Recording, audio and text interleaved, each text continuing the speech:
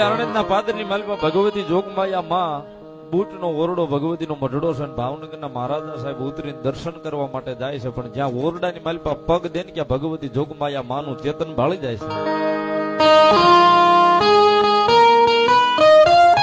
રેલગાડીનો સમય પૂરો થયો એટલે અંગ્રેજ ઓફિસર એ સમય નહોતો, એને ઓર્ડર કર્યો કે ભાઈ રેલગાડીને હાલતી કરો, સમય પૂરો થયો।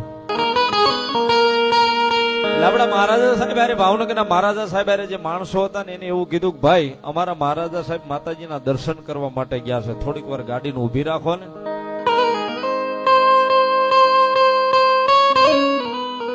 ગાડી એમ હવે ઊભી નો રહે, કેમ? એનો સમય પૂરો થઈ ગયો, તમારા મહારાજા હાટું થોડી ગાડી ઊભી રહે રેલગાડી।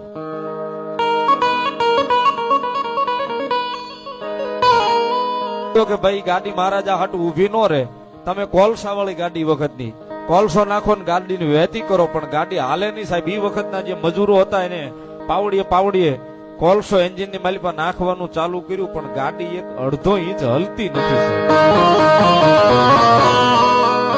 ગાડી એક અડધો ઇંચ નથી હલતી નથી, એટલે અંગ્રેજ ઓફિસર ને એવું થયું કે કદાચ આ માણસો તો એના ને મૂળા કોલસો નાખે મશીન નાખે।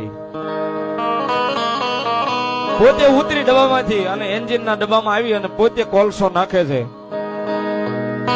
અગ્નિ ખૂબ પ્રગટે છે, પણ જોગમાયા મારી વાઢાળી કે જો મારો ભાવનગર નો લાડો મહારાજા સાહેબ જ્યાં સુધી ગાડીમાં બેહે નહીં ત્યાં સુધી તારી ગાડીને હલવા દઉં તો હું હલના પાદર વળી દઉં।